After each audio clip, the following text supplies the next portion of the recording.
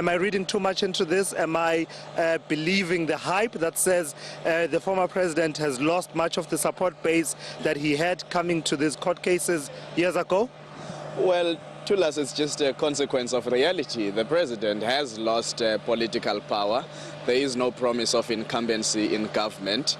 And the only structure that actually is supporting the president and is firmly in government and firmly backs President Jacob Zuma is the structure that is here in KwaZulu-Natal at the provincial level and at the level of the metro leadership here in eThekwini in actual fact. So you are not reading too much into it. It's a reality that back then, I mean, over 10 years ago now, the president promised a lot to people in terms of success if they did support him. I mean, some people were known of banning Impepo, and they made it to parliament, like the famously known Mamkize, for example, during those trials in Pietermaritzburg and Johannesburg. But he doesn't have that promise of office anymore. He has lost that patronage network ability. And therefore, of course, we expect his support to dwindle. It's actually quite surprising in one way or the other that he actually still has some level of support. But then again, Lula da Silva in Brazil is imminently facing prison, and he still has supporters there who are backing him.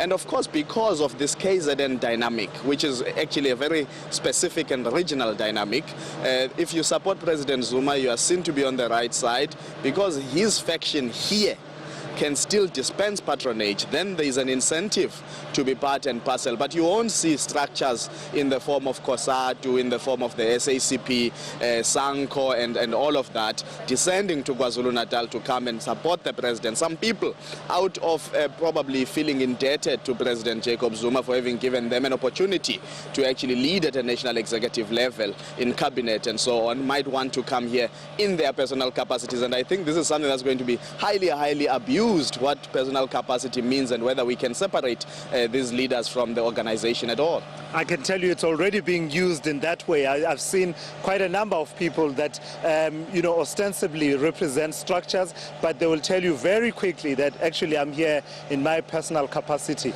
Now, talk to me about the, the talk that we've been hearing from people such as Bheki Cele, saying that you don't own the ANC. When you were stealing money, were you stealing on behalf of the ANC or on behalf of yourself and your family? And then there was a sharp response, which we'll bring to our viewers a bit later, from Carl Niehaus, who actually says this is sort of trying to control people and dictate to people what they should and shouldn't do. How much of a factor will those politics be in this court proceedings?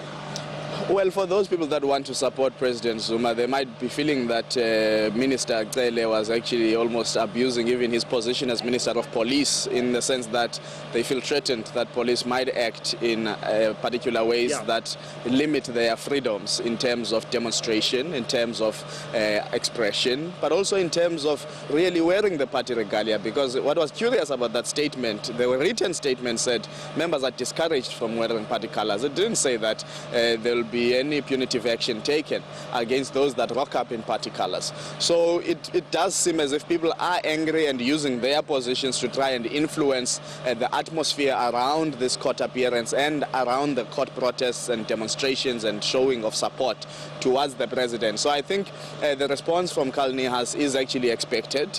It's not surprising, and I think hard hitters of President Jacob Zuma will come out and support him irrespective of what they're actually being told by the national leadership.